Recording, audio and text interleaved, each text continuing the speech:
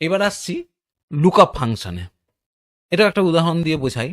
ধরো তোমার একটা মোবাইল দোকান আছে, সেই মোবাইল দোকানে তুমি Samsung Galaxy 5G mobile phone বিক্রি করছো। তো একজন কাস্টমার এসে তোমাকে বলল, 20,000 টাকার মধ্যে কোনো মোবাইল থাকলে দেখান। তুমি কি করবে? তোমার কাছে যদি এই লুকআপ ফাংশনটা থাকে, তুমি ঝট করে দেখে বলে দিতে পারবে 20,000-এর কমে কি মোবাইল আছে। এর সিনট্যাক্সটা দেখি।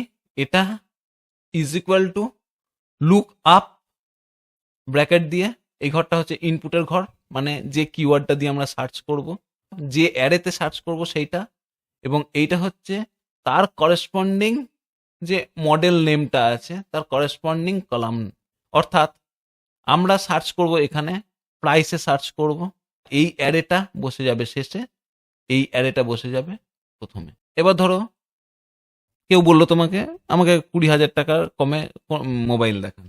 তুমি জাস্ট এখানে 20,000 টিপে দিলে, টাইপ করে দিলে M36, 20,000-এর কমে এই যে 18,000। যদি তুমি 50,000-এর কমে কোনো মোবাইল দেখতে চাও, 50,000 S24, দেখি 50,000-এর নিচে 40,000 আছে।